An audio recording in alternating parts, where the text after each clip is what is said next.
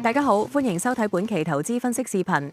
今日我哋將深入分析 SPDR Gold Shares，亦即係代號 GLD 嘅黃金 ETF，為大家提供全面嘅盈利模式分析、市場前景評估以及投資建議。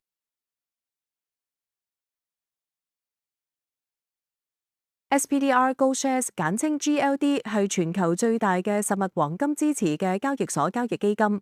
佢喺2004年11月18日喺紐約證券交易所 R 期上市，由 State Street Global Advisors 管理。GLD 嘅設計初衷係為投資者提供一種便捷嘅方式參與黃金市場，無需親自持有實物黃金。每股 GLD 最初代表大約1/10盎司嘅黃金，隨住時間推移同費用扣除，呢個比例會略有減少。呢支 ETF 嘅發展歷程，見證咗投資者對黃金作為避險資產嘅持續需求。從2004年成立至今， GLD 已經成為全球最受歡迎嘅黃金投資工具之一。目前管理住超過1000噸嘅實物黃金。GLD 嘅盈利模式相對簡單明確，作為一支 ETF， 其主要收入來源係管理費，年費率為0.40%。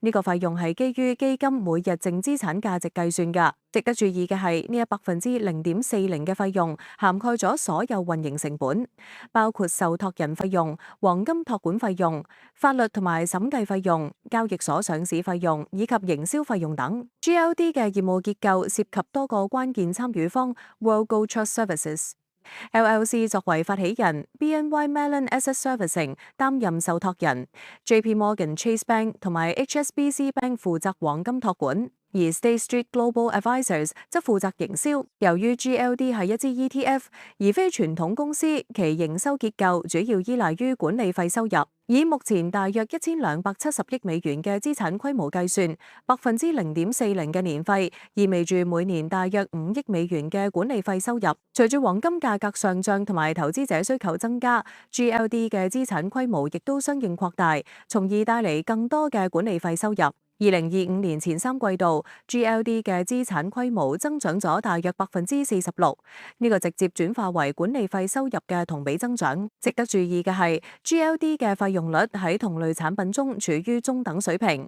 有啲競爭對手如 iShares Gold Trust 嘅費用率更低，為0.25%。然而 GLD 憑藉其規模優勢同流動性，仍然保持住市場領導地位。GLD 嘅核心業務係持有實物黃金，並發行代表黃金所有權嘅股份。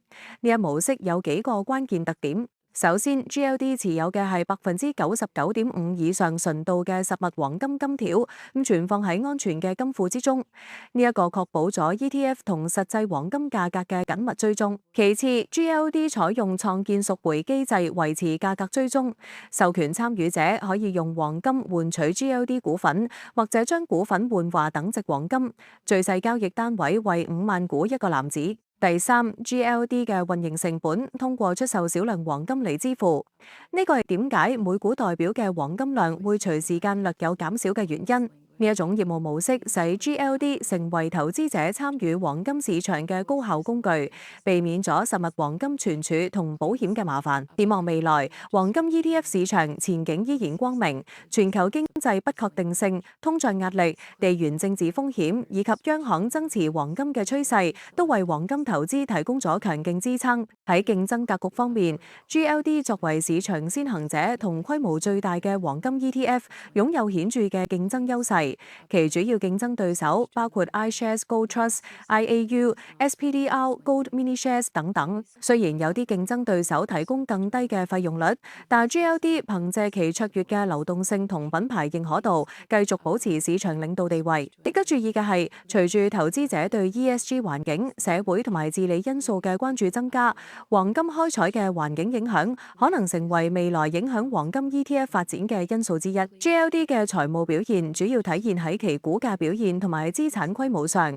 截至2025年9月30日，GLD 年初至今嘅回報率達到咗驚人嘅46.81%，遠超大多數其他資產類別。從長期嚟睇 ，GLD 過去5年嘅年化回報率為14.94%，自成立以嚟嘅年化回報率為10.48%。